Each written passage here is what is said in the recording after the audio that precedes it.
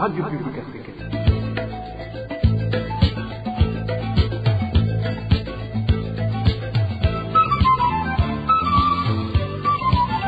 Radio Publique Africaine.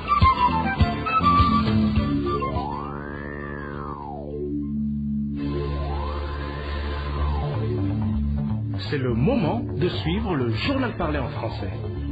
À la présentation, Josiane Mouzanez. Au sommaire de cette édition, les habitants de la colline Nyakagunda, commune Chibitoke de la province Bujumbura, menacés par des Imbonerakure. En effet, il y a une semaine, un jeune garçon a échappé de peu à la mort juste pour avoir été soupçonné de vol par ses jeunes affiliés au parti au pouvoir, le CNDD-FDD.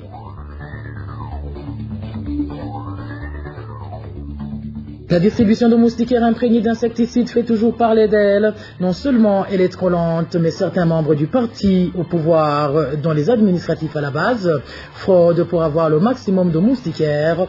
Vous le suivrez dans ce journal. Dans ce journal, nous vous parlerons également de l'actualité sportive, où il sera question du championnat de handball qui touche presque à sa fin, ainsi que celui de football qui en est à sa phase aller. Voilà pour les grandes articulations. Bien le bonsoir chez vous, mesdames et messieurs. Tout de suite, le développement de ces titres.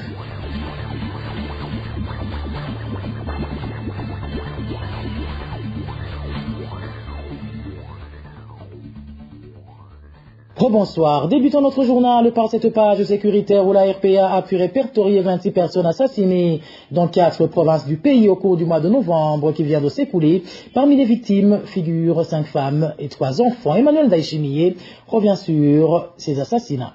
Les provinces de Bujumbura et Gitega viennent en tête avec 8 personnes tuées dans chacune d'entre elles, suivies par la province de Burunga qui a enregistré 6 assassinats. Quant à la province de Butanyerera, la RPA a pu répertorier 4 personnes tuées au cours de ce mois de novembre écoulé. 24 de ces 26 personnes étaient ici des communes Rumonge, Mugere, Gitega, Makamba, Nahangwa et Kayanza et sont mortes dans des circonstances non encore élucidées. Selon nos sources, les 2 restantes originaires des communes Rumonge et Kayanza ont été tuées à la machette. Ce nombre de personnes assassinées au cours du mois de novembre dernier comprend également 5 femmes tuées dans les communes de Rumonge, Mugere, Gishubi et Gitega ainsi que 3 enfants en bas âgés tués dans les communes de Rumonge et Chibitoke. Merci à toi Emmanuel Ndaishimi. Et de la sécurité, passons sans transition à la page droits de l'homme,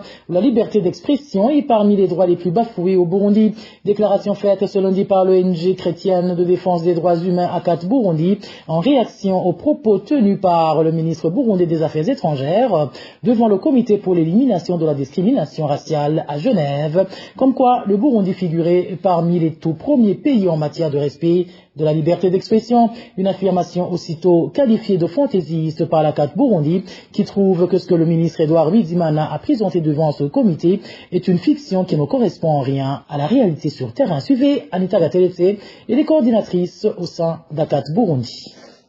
Il s'agit bien d'une affirmation en totale contradiction avec la réalité documentée. Nous regrettons profondément que les autorités burundaises persistent à présenter devant les instances internationales une image déformée de la situation réelle dans le pays. La liberté d'expression, loin d'être garantie, est aujourd'hui l'un des droits les plus réprimés au Burundi. Vous savez très bien qu'il y a des journalistes comme la journaliste Sandra Muhoza ou des défenseurs des droits humains et militants qui ont été arrêtés arbitrairement, portés disparus ou forcés à l'exil. Les médias indépendants sont fermés. Et la plupart, vous le savez très bien qu'il y a des médias qui travaillent en exil. D'autres sont sévèrement restreints et ceux qui tentent d'exercer leur métier sur le terrain sont soumis à des menaces, intimidations et poursuites montées de toutes pièces. Au Burundi, les critiques envers les institutions, même modérées, sont souvent interprétées comme des actes hostiles, ce qui entraîne la répression, la surveillance et le harcèlement. Dire de la part du ministre que les gens peuvent même insulter le président sans se soucier de rien, c'est une déclaration déconnectée de la réalité. Quand tant de citoyens ont été poursuivis simplement pour des publications sur les réseaux sociaux et pour avoir relié des informations gênantes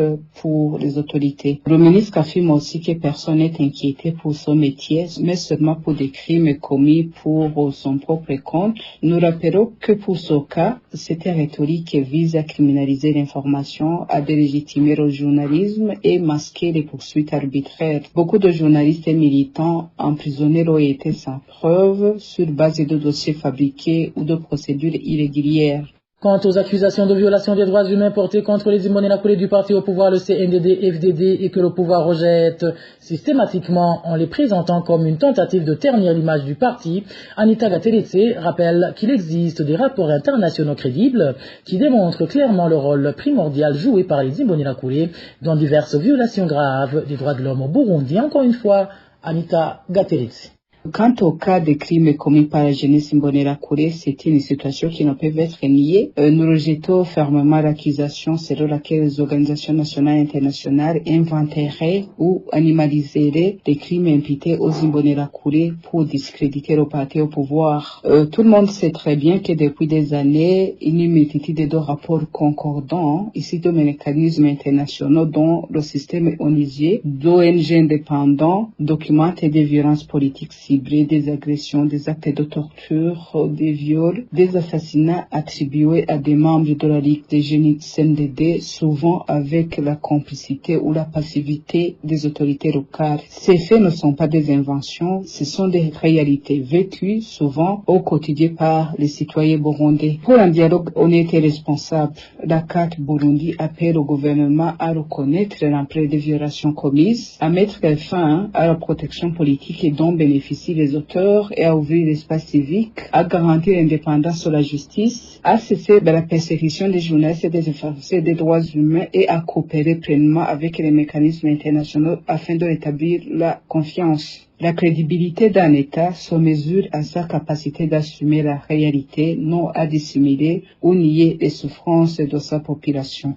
En parlant justement d'exactions imputées à cette milice Imbonerakure, certains habitants de la colline Nyakagunda, zone Rugombo, commune Chibitoke de la province Bujumbura, s'insurgent contre des persécutions auxquelles ils font face de la part des Imbonerakure affiliés au parti au pouvoir. Le CNDD-FDD, partant de l'exemple d'un jeune garçon qui a failli être tué à la fin de la semaine dernière accusé de vol, ces citoyens demandent aux responsables administratifs d'effectuer une descente sur cette colline pour s'enquérir de la situation et redresser ces Imbonerakure. Emmanuel Nyungeko nous fait le point. Les habitants de la colline Nyakagunda, zone Rugombo, commune Chibitoke, en province de Bujumbura, font savoir qu'il y a certains Imbonerakure affiliés au parti CNDD-FDD qui font la pluie et le bon temps. L'exemple en date est celui d'un jeune garçon qui a failli être tué à la fin de la semaine dernière, accusé de vol. Un des habitants de la colline Nyakagunda témoigne. C'est honteux ce qui s'est passé hier à Nyakagunda. Des Imbonerakure se sont arrogés le droit de persécuter des gens. Pire, ils ont tabassé un enfant mineur accusé de voler d'un téléphone. Ils l'ont ensuite mis dans un sac menaçant de le tuer et aller le jeter dans la rivière Rusizi afin de nourrir les poissons et les crocodiles. Ces citoyens indiquent que le comportement de cette jeunesse du parti au pouvoir dépasse l'entendement dans la mesure où il semble être au-dessus des forces de l'ordre. Ces Imbonerakure se sont attribués tous les pouvoirs supérieurs à ceux des corps de sécurité et de défense. Il y a les prénommés Deo et David et autres Imbonerakure qui font ces barbaries. Il faut obliger de menacer sur cette colline de Nyakagunda. Ces habitants de la colline de Nyakagunda implorent les autorités compétentes d'effectuer une descente sur cette colline pour s'enquérir de la situation et redresser ces Imbonerakure. Nous voudrions alors demander aux responsables administratifs, la justice, les responsables judiciaires ainsi que ceux qui sont chargés des droits de l'homme de venir nous aider et faire le constat de ce qui se passe sur cette colline de Nyakagunda et mener des enquêtes pour que ces gens soient traduits en justice et punis. À ce propos, la rédaction de la RPA n'a pas pu joindre ni Bilali Ngendakumana, le chef de la zone Rugombo, ni Eloge Nageneza, administrateur de la commune de Chibitoke, pour recueillir leur version. RPA. Gouvernance à présent, la santé des familles vivant à proximité de l'usine de ciment Bousseko est prise en otage par un petit groupe de dirigeants du CNDD-FDD, majoritairement originaires de Cibitoke où est implantée cette usine. Dr Bob Rogulika, directeur de la RPA, révèle que ses responsables, y compris le chef de l'État Évariste Ndayishimiye, au lieu de venir en aide à la population qui les interpelle depuis plusieurs années, exigent de l'argent à l'usine pour la laisser poursuivre ses activités. Suivez le Dr Bob Rogulika. Il était l'invité de l'émission Ijamboni Gwawe de ce dimanche. Président Ndayishimiye yarivuge ko hariho n'irindi tongo bagiye bashobora gushira muri iryo hinguriro avuga bashobora uti kubera iki Bousseko. Président Ndayishimiye a annoncé qu'il existe un terrain disponible qui pourrait abriter l'usine Bousseko. Qui pourrait, a-t-il dit. Pourquoi? Bousseko est l'une des usines qui finance le CNDD-FDD et un grand financement. Des financements illégaux, ce sont des cas de corruption.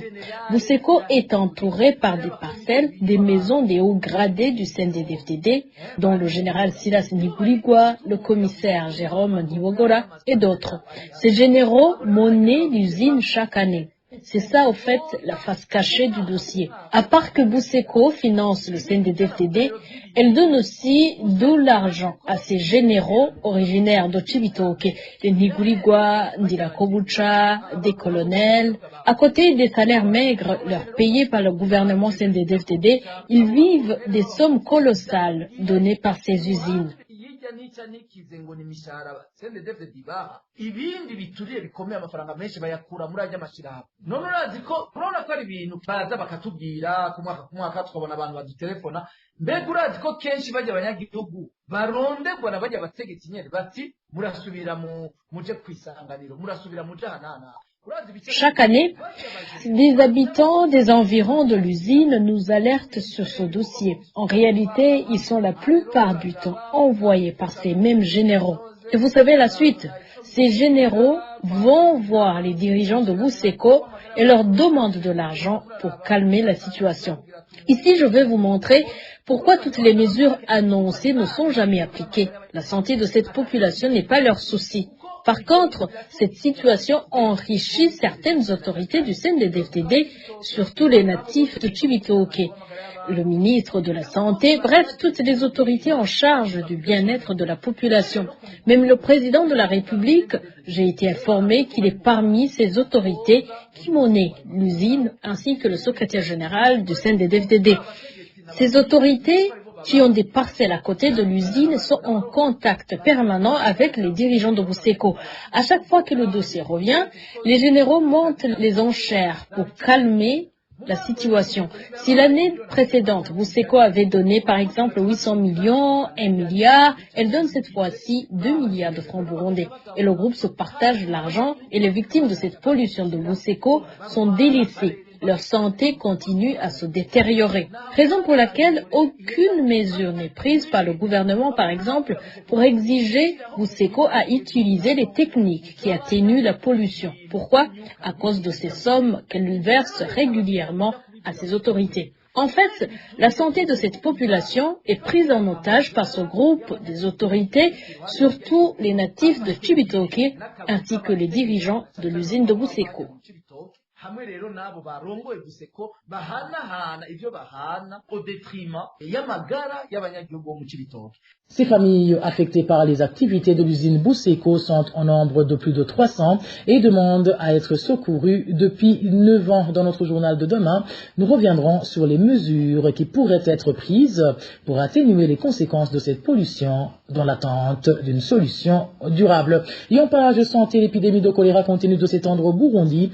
Le centre des opérations d'urgence de santé publique, COUSPAN-SIGLE, indique que ce 29 novembre, 31 personnes ont contracté cette maladie dans la seule commune de Nyanza, située en province Burunga. Le rapport établi par ce centre montre que ce district sanitaire de Nyanza-Lac fait face à des problèmes sérieux de manque d'eau potable et d'un espace insuffisant pour accueillir les malades de choléra. Le contenu de ce rapport avec David Claude Bananay.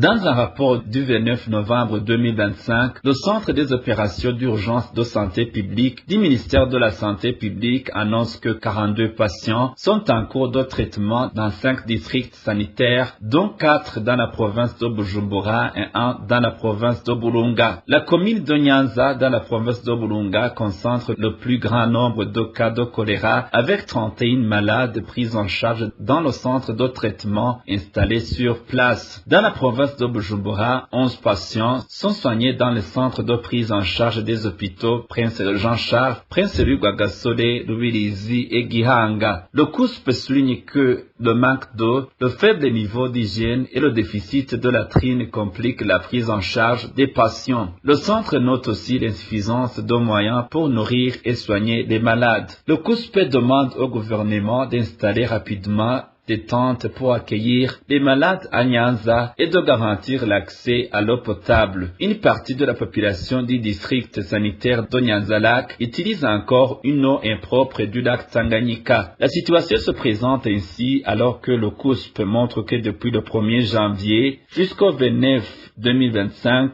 2689 personnes ont été touchées par le choléra et plus de 10 décès ont été enregistrés. David Claude Mbananayo sentait toujours des magouilles et plusieurs irrégularités continuent d'entacher la campagne de distribution de moustiquaires dans différentes localités du pays. Après les plaintes des habitants de Burunga sur la lenteur de la technologie utilisée, dans la province de Bujumbura, les activités ont même été suspendues dans quelques localités. Les citoyens dénoncent également le fait que les Imbonerakure et les administratifs à la base sont servis à plusieurs reprises. Rémi Delagakura pour plus de détails. Bujumbura, en zone Ngagara, suite aux plaintes des habitants concernant la lenteur de la technologie utilisée pour la distribution des moustiquaires, Jackson Manirakiza, responsable du secteur de la santé de cette zone, a suspendu cette opération ce dimanche. Il a annoncé que la distribution reprendra ce lundi. À Kamenge, les citoyens venus récupérer ces moustiquaires signalent des difficultés pour les obtenir. Il accuse les administratifs locaux et des Imbonerakure de perturber le bon déroulement de l'activité selon notre source. Je viens de chercher ces moustiquaires, nous sommes fatigués pour rien. Ces moustiquaires sont distribués par préférence. Il y en a qui portent des habits des Imbonerakure et des chapeaux puis ils amènent plus de tickets alors que nous restons là sans être servis. Les gens s'indignent. Tantôt on dit que le chef de quartier a demandé des moustiquaires, tantôt on dit qu'on doit d'abord servir à notre tel chef. Les ayants droit n'en bénéficient pas. La situation est similaire à Gatunguru en zone Mutimbuzi. Selon notre source, certains chefs culinaires bénéficient à plusieurs reprises de la distribution. Au quartier, il y a une distribution des moustiquaires, mais elle est caractérisée par des vols. Lundi, ces moustiquaires n'ont pas été distribués. Ils ont évoqué le problème de connexion. Vendredi, seule une trentaine a été servie. Les autres sont rentrés bredouilles. Il y a des tickets perdus après avoir les données aux agents chargés de ce travail. C'est un vol organisé en complicité avec ces chefs culinaires élus à Gatunguru. Ce sont des bandits qualifiés que je n'ai jamais vus.